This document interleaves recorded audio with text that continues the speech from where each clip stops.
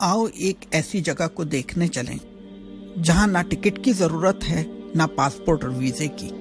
یہ دنیا کے دکھ، تکلیف اور غم سے نجات کی جگہ ہے۔ یہ خوشبوؤں، باغات، تر و تازہ ہواؤں اور حیات جاویداں کا دروازہ ہے۔ یہ امیدوں کی منزل، نیکوکاروں کا باغ اور مجاہد کی آرام گاہ ہے۔ یہ قبر ہے۔ جی ہاں، یہ جنت کی خوشبوؤں کی کھڑکی ہے۔ یہ حد نگاہ وسیع ہے، نہ کوئی خوف، نہ کوئی تاریکی، نہ تنہائی۔ یہ اللہ کے فرما بردار کی قبر ہے، لیکن یہی قبر تاریکی اور تنہائی کا مکان بھی ہے۔ جسموں کے گھلنے اور کفن کو بوسیدہ کرنے کی جگہ ہے۔ یہ اللہ سے غافل اور نافرمان کے لیے ڈراوا ہے۔ یہ سخت دل کو نرم کرنے اور انجام یاد کرنے کی جگہ ہے۔ دیکھ اس قبر کو اور عبرت پکڑ۔ کہاں ہیں وہ جنہیں اپنی جاہ و سلطنت اور دولت پر بڑا غرور تھا؟ وہ جو ناز و نعم، عیش و عشرت اور نرم خواب گاہوں کے عادی تھے، وہ جو بڑا زور کلام اور سریلی آواز رکھتے تھے۔ کہاں ہیں فرعون و نمرود و قارون و حامان؟ کہاں ہیں وہ ظالم و جابر جن کا بڑا دبدبا تھا؟ کہاں ہیں وہ بیوٹی کوئنز جنہیں اپنے جسم اور حسن پر بڑا ناز تھا؟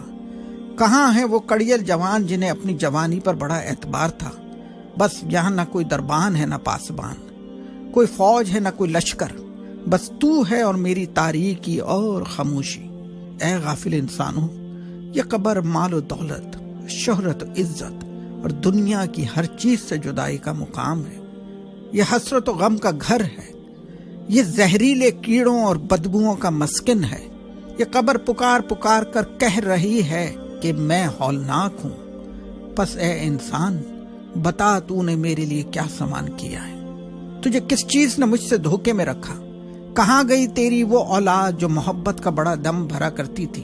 کہاں گئی وہ برادری اور سرداری جس پر تجھے بڑا بھروسہ تھا؟ کہاں گئے وہ تیرے وسیع محل و باغات؟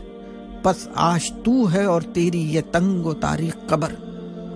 لیکن اگر تو اللہ کا مطیع تھا تو میں رحمت ہوں، غموں، دکھوں اور تکلیفوں سے نجات ہوں، اور تو میرا مہمان ہے۔ اگر تو نماز قائم کرتا تھا اور زکوٰۃ دیتا تھا، اللہ اور رسول صلی اللہ علیہ وآلہ وسلم کی اطاعت کرنے والا تھا، اللہ کی طرف دعوت دینے والا تھا، اس کے دین کے غلبے کے لیے کوششیں کرنے والا تھا، تو تجھے کوئی فکر نہیں ہونی چاہیے، کیونکہ میں رحمان کی رحمت